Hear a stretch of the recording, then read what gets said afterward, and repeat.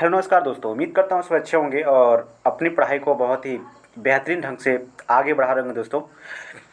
आज हम चर्चा करने वाले हैं एक इम्पॉर्टेंट टॉपिक पर जो आपके फिजिक्स से मिलेगा। और ये टॉपिक बहुत ही इम्पॉर्टेंट है और इसका उपयोग भी हम लोग बहुत ज़्यादा करते हैं। आप देख भी सकते हैं, आपके हर घर में भी इसका उपयोग किया जाता है और आप भी इसका उपयोग करते होंगे। तो इस रूल की बात हम करते हैं दोस्तों, जिस रूल का नाम है दोस्तों पास्कल नियम। ये आपको पता है कि जो भी रूल्स होते हैं दोस्तों कहीं ना कहीं साइंटिस्ट पे डिपेंड करते हैं। तो पास्कल नाम के जो साइंटिस्ट हैं इनके नाम पर ये बना हुआ है पास्कल नियम। इसका जो दूसरा नाम है दोस्तों दाब का संचरण नियम भी इसको कह सकते हैं। तो आई होप ये वीडियो आपको बहुत ही अच्छा लगने वाला है दोस्तों। अगर आप इस वीडियो को शुरू से देखते हैं तो आपको बहुत कुछ जानने को मिलेगा। यकीनन दोस्तों आपके दैनिक जीवन में इसका उपयोग होता है और आप शुरू से जरूर देखिएगा और वीडियो के साथ आप अंत तक बने रहिएगा और आपको यहाँ से बहुत कुछ जानकारी मिलेगी। तो बात करते हैं पास्कल लॉ की। पास्कल लॉ क्या कहता है दोस्तों और ये कब काम करता है? देखिए, पास्कल लॉ जो काम करता है दोस्तों किसी बंद पृष्ठ के लिए काम करता है दोस्तों, यानी परिबद्ध द्रव के लिए काम करता है। अगर कोई द्रव है वो चारों तरफ से क्या हुआ, बंधा हुआ है, तो उसमें पास्कल लॉ क्या होता है, लागू होता है। और एक चीज और दोस्तों, पास्कल लॉ को ग्रेविटी जो है, ग्रेविटी को शून्य रख करके पास्कल लॉ को डिफाइन किया गया है दोस्तों, यानी ग्रेविटी को शून्य माना गया है। अब देखिए, पास्कल लॉ की अगर बात करें दोस्तों तो पास्कल लॉ कहता क्या है, इसको समझते हैं।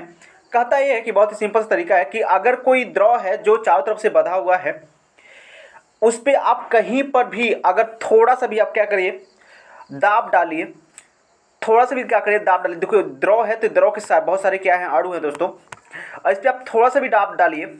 जैसे हम मान लेते हैं, अब देखिए चारों तरफ से द्रव क्या हुआ है, बंधा हुआ है। ये चीज़ आप याद रखेंगे, चारों तरफ से द्रव क्या हुआ है, बंधा हुआ है। आपको थोड़ा सा इस पर क्या करना है, प्रेशर डालना है। थोड़ा सा इस वाले कड़ पे आप थोड़ा सा दाब डाल दीजिए, है ना, थोड़ा सा दाब आप पी डाल दिए। अब एक कहता क्या है दोस्तों पास्कल लॉ की, कहता है कि अगर आपने इस पे पी डाला हुआ दोस्तों, तो जो पी है ये सभी भागों में, द्रव के सभी भागों में पी क्या हो जाएगा, डिवाइड हो जाएगा बराबर रूप से, यानी बिना क्षय हुए। कहने का अर्थ ये है कि अगर आपने इसको 10 दिया है तो 10 इस वाले के पास भी आ जाएगा, पी इसके पास भी आ जाएगा, पी इसके, यानी सबके पास क्या हो जाएगा, पी पी दाब हो जाएंगे।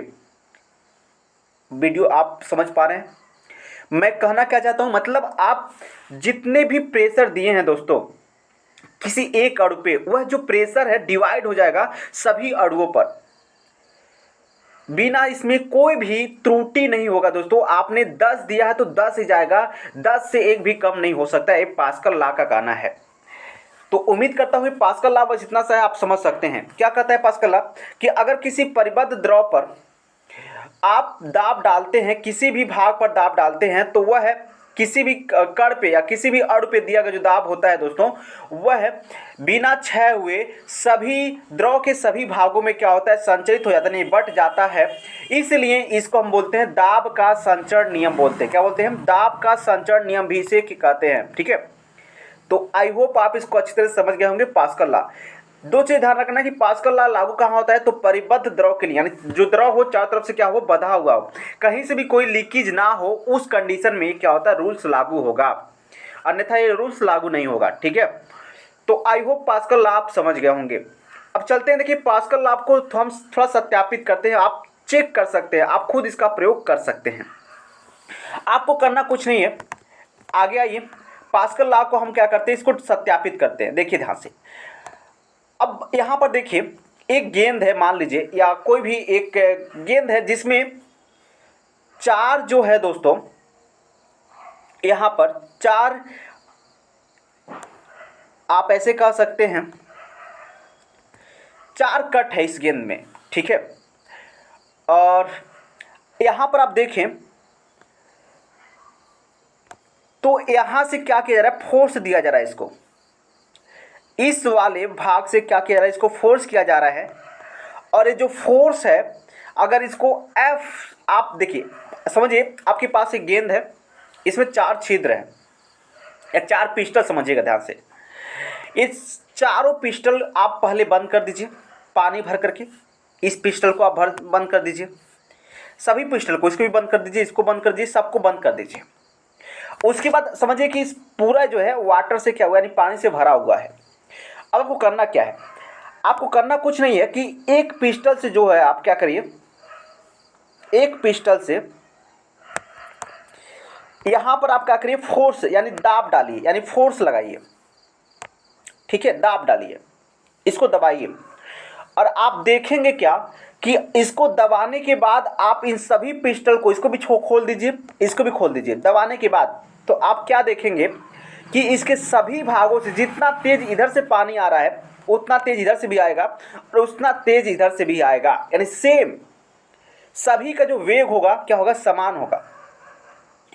और आप इसको खुद यूज कर सकते हैं। आपको एक गेंद लेना है, गेंद में आप कितने भी छिद्र कर सकते हैं, छिद्र कर दीजिए, उसको पानी से भर करके फिर उसको बाहर निकाल कर उसको दबाइए। आप देखेंगे कि हर एक छिद्र से जैसे मान लीजिए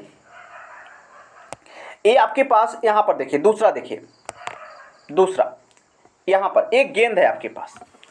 इस गेंद में ये सारे क्या किए गए हैं, छिद्र किए गए हैं। यहाँ पर छिद्र है, यहाँ पर छिद्र है, यहाँ पर सब क्या है, छिद्र है। यहाँ पर एक पिस्टल लगा हुआ है, इस पिस्टल को हम दाब रहे हैं। जब पिस्टल को हम दाब रहे हैं तो देख रहे हैं कि जितना वेग से इस छिद्र से पानी निकलेगा उतना इससे भी, उतना इससे भी, उतना इससे भी, यानी सभी छिद्र से समान वेग से क्या होगा, पानी निकलेगा। तो एग्जैक्टली पास्कल लॉ यही कहता है कि जो हमने दाब दिया है वो सभी क्या हो जाएंगे, समान रूप से बट जाएंगे, यानी डिवाइड हो जाएंगे। तो आई होप आप इसको अच्छी तरह से समझ पाए होंगे, इसमें आपको कोई भी डाउट नहीं हुआ होगा, ऐसा मैं आशा करता हूं और उम्मीद करता हूं आपको सारी चीज़ें समझ में आए होंगे। पास्कल लॉ क्या होता है आपको पता है, यानी किसी परिबद्ध द्रव पर जब कोई दाब दिया जाता है तो वह दाब जो है बिना क्षय हुए द्रव के सभी भागों में क्या होते हैं, बट जाते हैं। इसी को क्या बोलते हैं, पास्कल लॉ कहते हैं और इसी को बोलते हैं दाब संचरण का नियम भी कहते हैं। तो आई होप आप इसे अच्छी तरह से समझ गए होंगे, इसमें आपको कोई भी डाउट नहीं हुआ होगा। अब देखिए ध्यान से, इसका हम अनुप्रयोग कैसे करते हैं दोस्तों, यानी इसका क्या क्या अनुप्रयोग है आपके दैनिक जीवन में, आप क्या इसका खुद आप इस्तेमाल करते हैं दोस्तों। सबसे पहला बात करें तो द्रव चालित लिफ्ट इसी सिद्धांत पे काम करता है, पास्कल के लॉ पे। कैसे काम करता है ध्यान से समझिएगा। यहाँ पर आप फिगर देखिए और इसको समझ पाएंगे आप, ये पास्कल लॉ पे ही काम कर रहा है। कैसे, आप देखे होंगे कि जो शोरूम वगैरह होते हैं या जो गाड़ी धोने की जगह होते हैं उसमें हम बड़ी से बड़ी गाड़ियों को क्या करते हैं, इस तरह से खड़ा कर देते हैं। इस तरह से बहुत ही सिंपल तरीके से हम लोग उठा देते हैं इसको। अब कैसे उठाते हैं इसको समझिएगा ध्यान से दोस्तों। होता क्या है कि जो हमारा यहाँ पर देखिए, आपको पता है कि जो P बराबर होता है F/A, क्या होता है, P बराबर क्या होता है, F/A होता है। मतलब जो दाब है वो क्या होता है, फोर्स अपॉन एरिया। यानी इसका अर्थ है, ध्यान से समझिएगा, अगर हम फोर्स निकालें तो फोर्स कैसे निकालेंगे, तो फोर्स निकालने का आपका हो जाएगा, अगर इसमें जाएगा फोर्स बराबर क्या निकल जाएगा, फोर्स बराबर ये निकल जाएगा आपका एरिया इंटू P, यानी आप कह सकते हैं दाब इंटू एरिया, ये होगा आपका फोर्स बराबर। यानी यहाँ से एक बात आपको समझ में आ गई होगी कि अगर एरिया जितना अधिक होगा, क्योंकि देखिए यहाँ पर ध्यान से समझिए, तो फोर्स जो है प्रोपोर्शनली है किसके, एरिया के। एरिया जितना अधिक होगा फोर्स उतना ही अधिक लगने वाला है। और यहाँ पर अगर देखें तो फोर्स जो है प्रोपोर्शनल होता है किसके, दाब के। यानी दाब जितना अधिक होगा उतना ही क्या होगा, इसका फोर्स होगा, फोर्स भी उतना ही होगा। अब हम इस सिद्धांत का उपयोग करते हैं फोर्स प्रोपोर्शनल एरिया का। अब देखिए ध्यान से, आपको कुछ नहीं करना है दोस्तों। यहाँ पर देखिए ये दो पिस्टल लगे होते हैं कुछ इस तरह से, इसमें सारे ये क्या है, लिक्विड भरे हुए हैं, ये सब क्या है, लिक्विड है। और इस लिक्विड को यहाँ पर देखिए, एक पिस्टल ये है जहाँ से हम क्या करते हैं, दाब डालते हैं, और दूसरा पिस्टल ये है जहाँ पर हम वजन रखते हैं। अब ध्यान से समझिएगा, सपोज करिए दोस्तों कि आपने यहाँ पर बल दिया है, ठीक है। इस वाले भाग का जो एरिया है, देखिए यहाँ इस वाले भाग का कितना एरिया है, A1 है, और इस पर आपने जो बल अप्लाई किया है कितना किया है, F1 अप्लाई किया है, ठीक है। और इस वाले भाग का जो एरिया है क्या है, A2 है, क्या भाई, A2 है। और देखिए A2 सपोज करिए कि A2 जो है ये 10 गुना है किससे, A1 से। ये A1 का 10 गुना है। कहने का अर्थ ये है कि अगर A1 अगर 1 है तो A2 कितना है, 10 है। ऐसा समझ सकते हैं आप। अब यहाँ पर देखिए, आपको पता, चूंकि ये क्या है, एक बंद पृष्ठ है और जो द्रव भरा हुआ है एक परिबद्ध है, यानी चारों तरफ से बंधा हुआ है, तो यहाँ पर पास्कल लॉ जो है अप्लाई होगा। अब यहाँ से आप ध्यान से समझिएगा, इसको अगर ध्यान से समझिए तो कोई दिक्कत नहीं है। देखिए, आपने जो भी यहाँ पर प्रेशर लगाया होगा, जो भी प्रेशर लगाया होगा, वह प्रेशर इन सबके भागों में, यहाँ पर देखिए, मान लीजिए कुछ इस तरह से आपका प्रेशर गया, ये जो प्रेशर है द्रव के सभी भागों में क्या हो गया होगा, बट गया होगा। अब देखिए, यहाँ पर आपको एरिया पे सिर्फ इतने एरिया पे ही बल लगाना था, आप कम बल लगाएंगे, लेकिन ये जा करके जब यहाँ से जाएंगे दोस्तों, जैसे समझिएगा, मान लीजिए यहाँ पर कुछ इस तरह से जो हैं आपके जो फोर्स लगे हुए हैं, यानी दाब आया है। अब यहाँ पर आकर के दाब क्या हो जाएगा दोस्तों, देखिए जो आपका बल है ये बट जाएगा। यहाँ पर देखिए, ये यहाँ पर एरिया क्या हो गया, ज़्यादा हो गया। ये देखिए, अब यहाँ से ध्यान से समझिएगा, यहाँ पर समझिएगा, बस आपने इतना ही बल लगाया, थोड़ा सा बल, और यहाँ पर ये बल आकर के देखिए, यहाँ पर मान लीजिए 2 यूनिट आपने बल लगाया और यहाँ पर बल आकर कितना हो गया, 4 यूनिट हो गया। अब ऐसा क्यों हुआ, क्योंकि यहाँ पर एरिया क्या हो जा रहे हैं, बढ़ जा रहे हैं। और आपको पता है जितना यहाँ, अगर यहाँ ए भी अगर 10 का बल लगा रहा है तो ए भी 10 का बल लगाएगा, ए भी 10 का बल लगाएगा और ए भी 10 का बल। आपने यहाँ पर 10 × 10 यानी 10 और 10 का बल लगाया, आपको जो यहाँ पर बल मिला कितना मिला भाई, 10 10 10 यानी 10, यानी 4 भागों में बल बन गया। आपने बल, आपका बल तो सिर्फ 10 ने मतलब इतना ही लगाया था, ये इतने भागों में बट गया, यानी कहीं ना कहीं आपका जो बल है दोस्तों वो क्या हो गया, बढ़ गया। अब देखिए इसको कैलकुलेट कैसे करते हैं, समझिएगा ध्यान से। अगर इतना तो आप समझ गए होंगे कि आपने यहाँ पर कम बल लगा करके इसको उठा दिया। अब सपोज करिए, जैसे हम मान लेते हैं यहाँ पर एरिया कितना है, एरिया तो आपको पता होगा, मान लेते हैं एरिया क्या है, 1 है। मान लेते हैं जो A1 का एरिया है वो क्या है, 1, और जो आपने दाब लगाया दोस्तों, क्या लगाया, आपने जो दाब लगाया वो लगाया दोस्तों, मान लीजिए 1 का ही दाब लगाया। कितने का लगाया, 1 का दाब लगाया। तो आप यहाँ से कितने फोर्स मिल गए आपको जो F1 का वैल्यू क्या निकल जाएगा, 1 × 1 यानी 1 न्यूटन का लगेगा। कितना, 1 न्यूटन आपने यहाँ पर बल लगाया। अब यहाँ पर देखिए, आइए यहाँ पर, अब आप सपोज करिए कि जो आपने कितना लगाया, 1 न्यूटन का बल यहाँ पर लगाया। यहाँ पर आइए, अब यहाँ पर आप देखेंगे दोस्तों कि जो ये आपका एरिया है कितना हो जाएगा, एरिया, यहाँ पर एरिया को हमने मान लिया कि इसका 10 गुना है, तो एरिया कितना हो गया, 10 हो गया। एरिया कितना हो गया भाई, 10 हो गया। अब यहाँ पर देखिए, चूंकि जितना आपका P1 है, ठीक है, यहाँ पर भी फोर्स उतना और यहाँ भी फोर्स, क्या दोनों का फोर्स उतना ही होगा। यहाँ पर सपोज करिए दोस्तों, यहाँ पर आप मान लीजिए ये आपका, ऐसे कर लेते हैं अभी, ये आपका क्या है, A2 है, और यहाँ पर जो आपने बल लगाया है वो क्या लगाया है, F2 लगाया है। यहाँ पर जो बल मिला है कितना मिला है, F2 मिला है। और जो यहाँ पर दाब लगा हुआ है दोस्तों वो क्या मिला है, P2 लगा हुआ है। अब देखिए पास्कल लॉ क्या कहता है दोस्तों, पास्कल लॉ ये कहता है कि जितना P1 होगा उतना ही क्या होगा, P2 होगा, यानी सभी भागों पे समान रूप से बटेगा। अब देखिए P1 का मतलब क्या होता है दोस्तों, देखिए P1 का मतलब क्या है, F1/A1। देखिए जो दाब बराबर क्या होता है भाई, दाब बराबर जो होता है वो होता है बल अपॉन एरिया, यानी ये हो जाएगा P1 बराबर क्या निकल जाएगा, F1 और बटे क्या हो जाएगा, A1।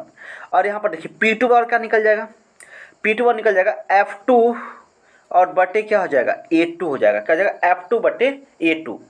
अब आप ध्यान से देखिएगा दोस्तों,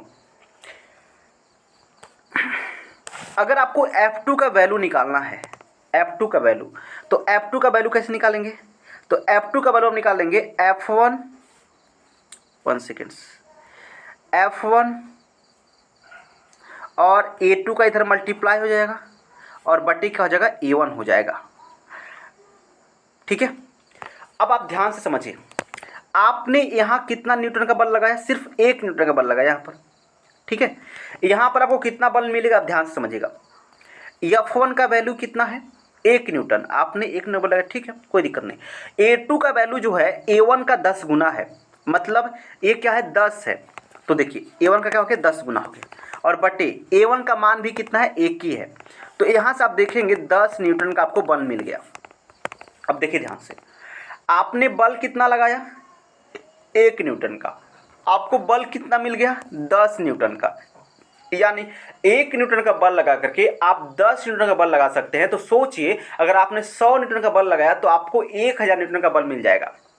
यानी कम बल लगा करके हम अधिक बल का काम कर सकते हैं। तो इस तरह से कम बल लगा करके यहाँ पर हम भारी से भारी के वजन उठा सकते हैं।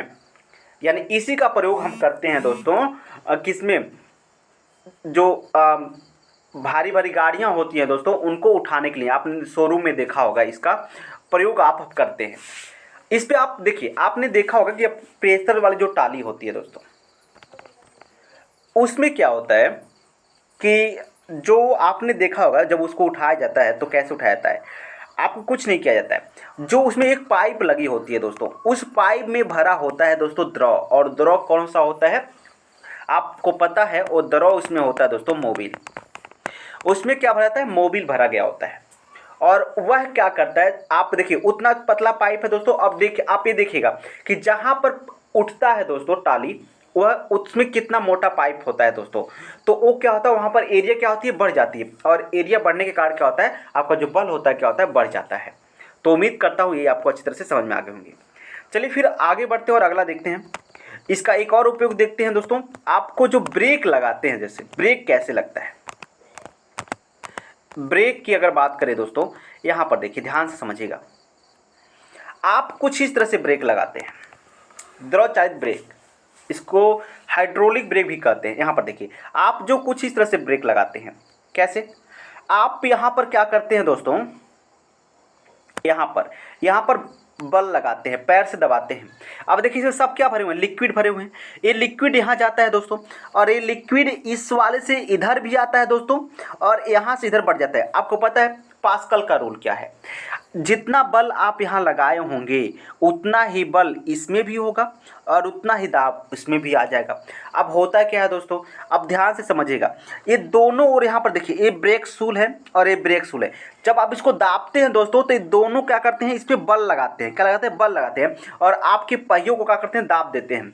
और जिससे क्या होता है दोस्तों कि जो आपका पहिया है वो रुक जाता है। तो इस तरह से हम लोग क्या करते हैं, द्रव चालित ब्रेक का भी प्रयोग करते हैं दोस्तों। तो आई होप पास्कल रूल आपको समझ में आया होगा, पास्कल रूल के अनुप्रयोग समझ में आएंगे। तो आज के लिए बस इतना ही रखते हैं दोस्तों, जल्दी मिलेंगे अपने नेक्स्ट वीडियो में। तब तक के लिए जय हिंद, जय भारत।